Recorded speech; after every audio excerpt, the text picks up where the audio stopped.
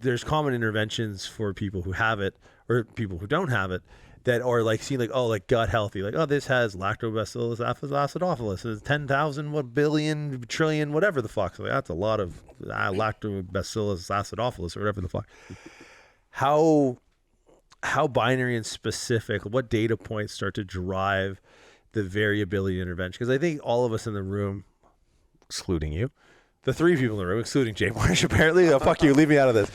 I think all of us, like, if someone came to us in dire straits and they were overweight and we looked at a diet ripe with like processed foods and high amounts of calories and high, hey, dude, let's go for a walk.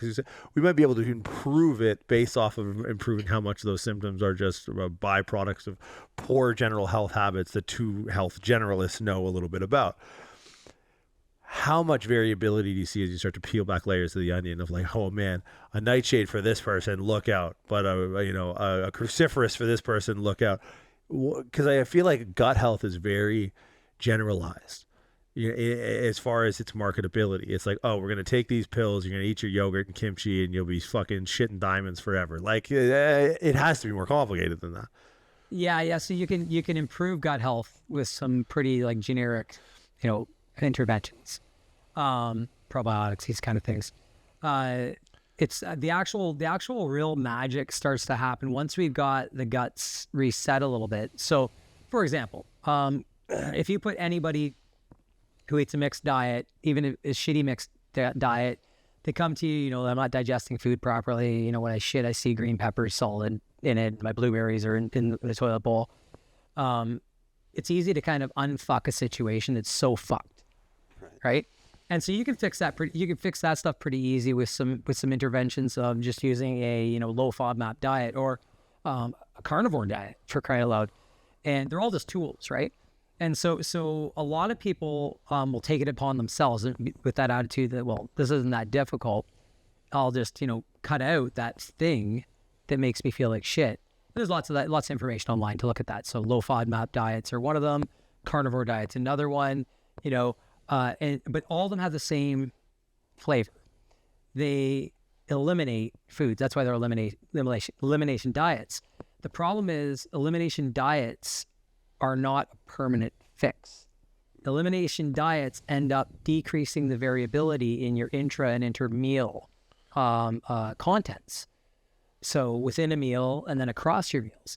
And one thing that we know, and it's really, I don't know why this is so hard to understand for a lot of people, but is that the more diverse your plate is and your meals are across days, the more diverse the bacteria and the enzymatic control has to be in order for you to process up food.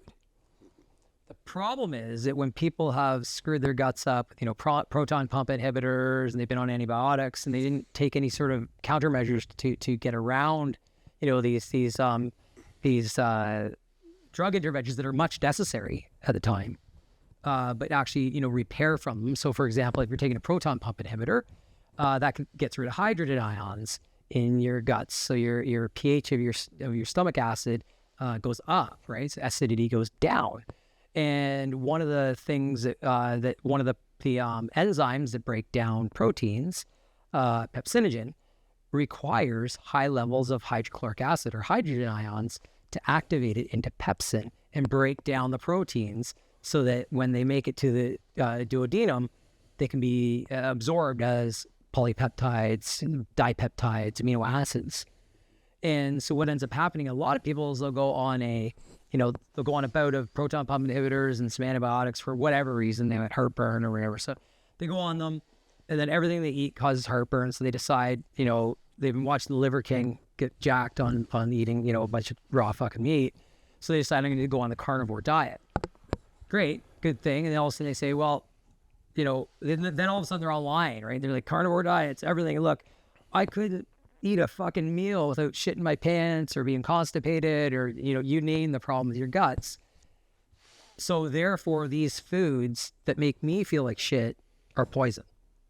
Veggies are poison, berries are poison, fruits are poison. You'll get diabetes from it. Trust me, my blood sugar goes up every time I eat a fucking apple. goes to the roof. I've got a continuous glucose monitor on, this tag to my fucking Apple Watch, and I got all these gadgets that tell me, you know, how horrible these foods are. Well, yeah, they're horrible for that person because they haven't unfucked the situation that they screwed up way back when they were on the proton pump inhibitors and the antibiotics. And so, of course, something that doesn't contain fermentable products, like vegetables, like high FODMAP vegetables, is going to make you feel better. The key is, how do you get those important things back into the diet so you can reestablish all that microbiota, the bacteria in your large intestine?